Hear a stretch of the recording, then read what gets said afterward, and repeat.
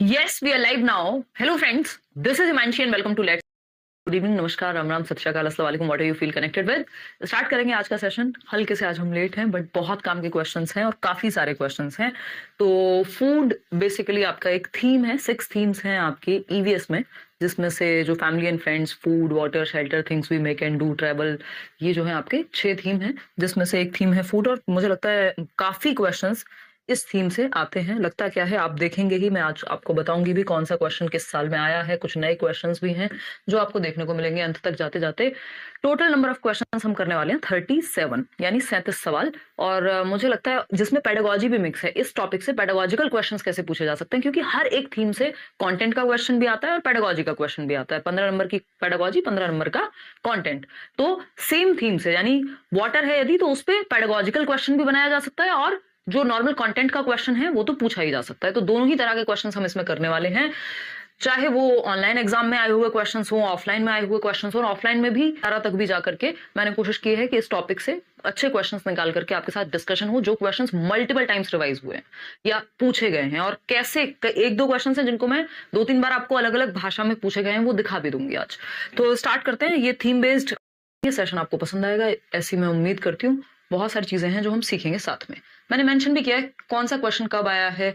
तो ये जनवरी 2021 का क्वेश्चन है जो ऑनलाइन एग्जाम हुआ था आपका, देखिएगा एक बार। और जैसा कि मैंने कहा, मिक्स क्वेश्चंस हैं, नए क्वेश्चंस भी हैं। क्वेश्चन नंबर 1 देखिए, कई नंबर ये आपके इंश्योर करा सकता है। मतलब मुझे लगता है 4 से 5 नंबर भी कोई बुरी बात नहीं होगी अगर मैं कहूं, क्योंकि कुछ पेडागोजिकल क्वेश्चन इससे आ जाते हैं 1-2, और 1-2 ही क्वेश्चन कंटेंट बेस्ड जरूर आते हैं, फूड से हमेशा आते हैं। तो 4 नंबर तो कहीं नहीं गए एक सेशन से मिनिमम। तो 15 में से, सॉरी 30 में से अगर 4 नंबर 5 नंबर एक टॉपिक से आ रहे हैं तो कोई बुरी बात नहीं है। क्वेश्चन नंबर 1 कहता है, select from the following a group of eatables each member of which is rich in iron.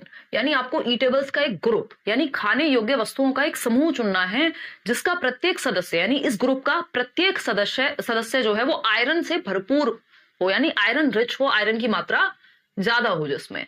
तो आप बताएंगे, ये ऑप्शन कह रहे हैं 87% लोग। ये ऐसा क्वेश्चन है, ये जनवरी 2021 ऑनलाइन पेपर में भी आया है, ये 2023 वाले सेट में भी कहीं ना कहीं आपको मिल जाएगा। और इसके अलावा ये 2015, 16 ये बहुत बार अलग अलग तरीके से रिपीट हुआ है।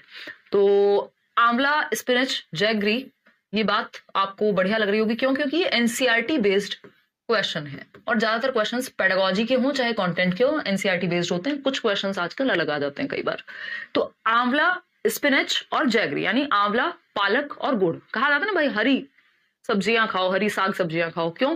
क्योंकि वो आयरन रिच हैं, आयरन की मात्रा उनमें ज्यादा है। और मैं आज ही शायद कोई न्यूज आर्टिकल पढ़ रही थी जिसमें था कि 1 in 4 गर्ल्स, मतलब हमारे देश में, भारत में 4 लड़कियों में से 1 लड़की, यंग व्यक्ति की बात कर रही हूं मैं, फीमेल, 1 in 4 फीमेल्स क्या है, डेफिशिएंट हैं किसमें, आयरन में। तो आयरन की कमी है ना। मुझे लगता है मेरे अंदर भी होगी ही 99%।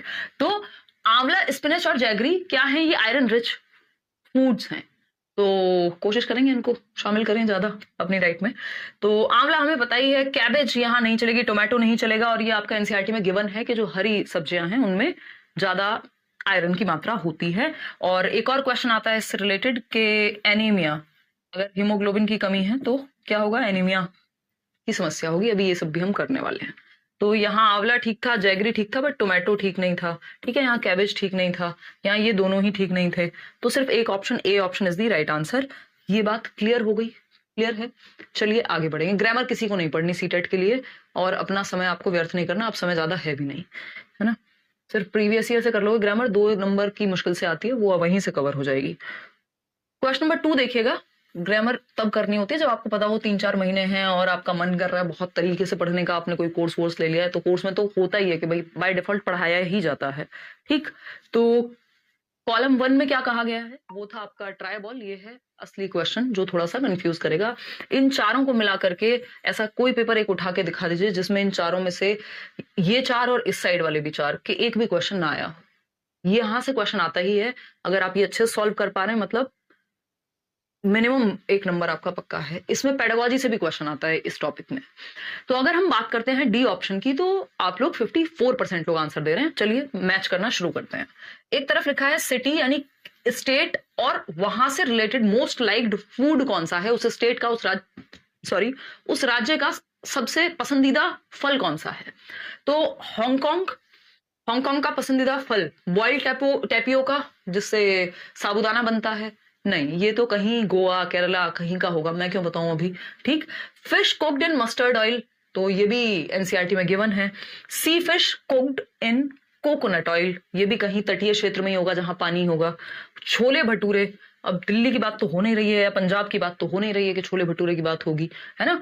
तो हांगकांग का फेवरेट फूड है कुक्ड स्नेक्स, और इस डिश का नाम क्या है बताएगा आप में से कोई? लिंग हू फेन, है ना। एक एनसीईआरटी में कन्वर्सेशन है कि एक बच्ची बताती है कि मुझे और मेरी मम्मी को जब भूख लगती है तो हम तो बाहर के रेस्टोरेंट में जाते हैं और एक डिश ऑर्डर करते हैं जिसका नाम है लिंग हू फेन, जो कि कहाँ मिलती है?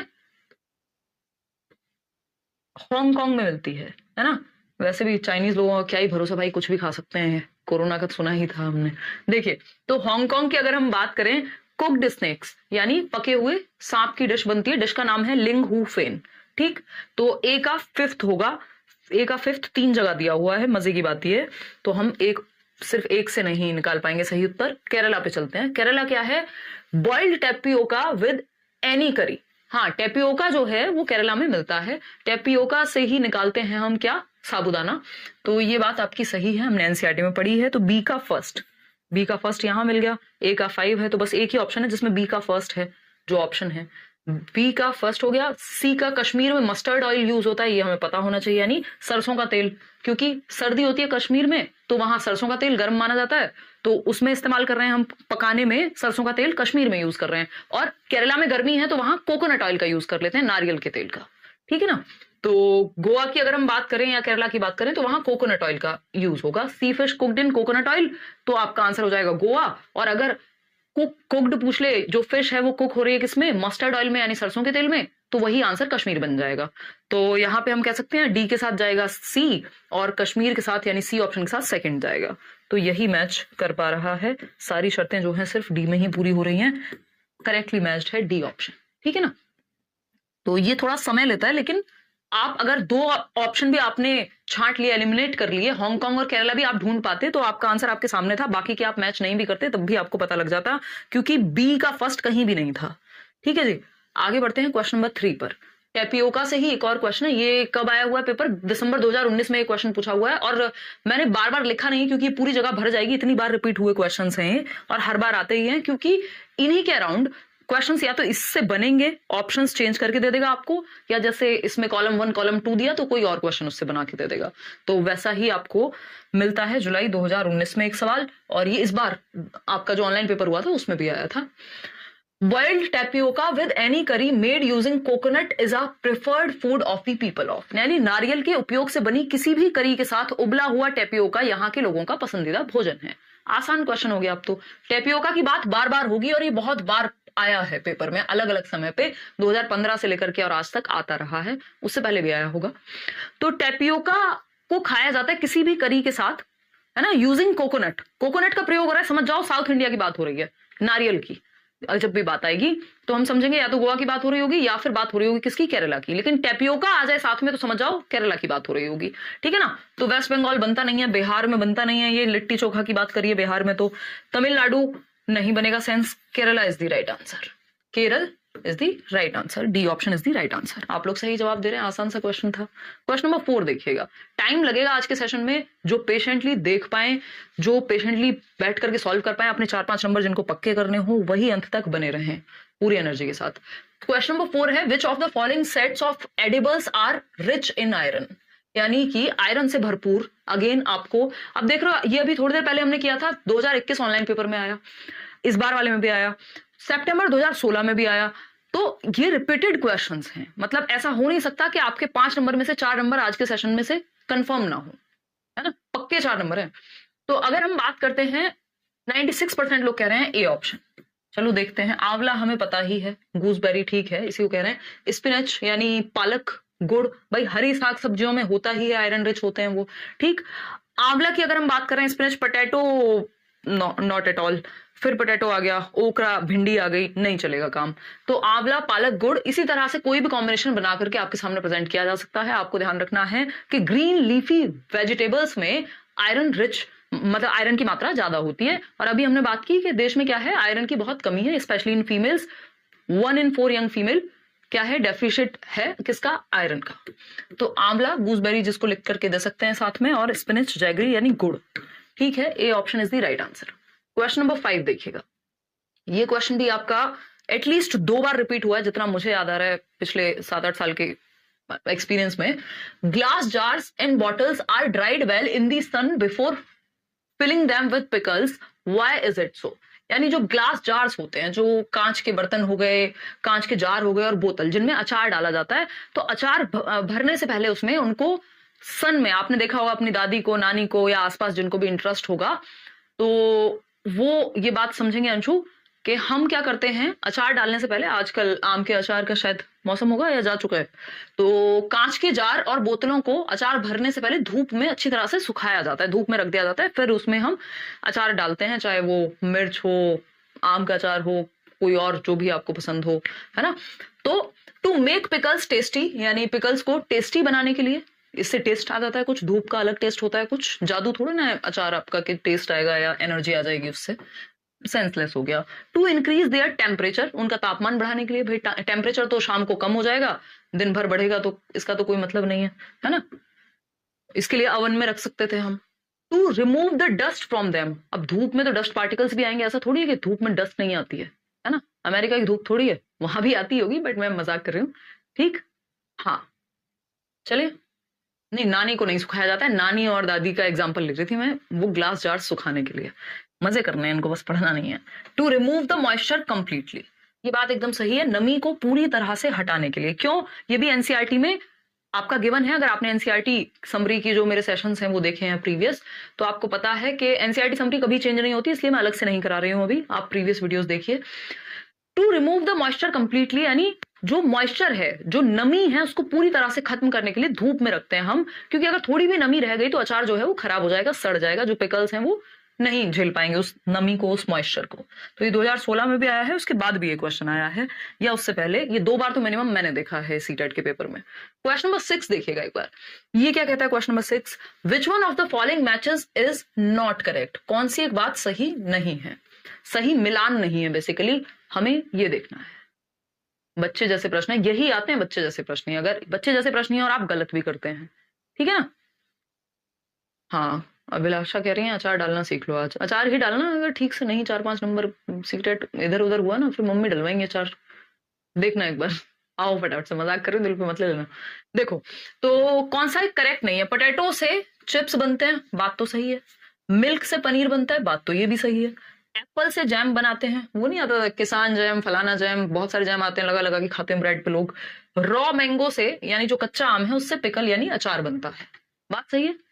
तो अगर हम बात करें, बनता तो सब कुछ सबसे है, लेकिन कोई एक गलत भी तो ढूंढना है हमें, गलत कैसे निकलेगा, हमें ये सोचना पड़ेगा कि प्रिजर्व करने की टेक्निक किसको गलत है।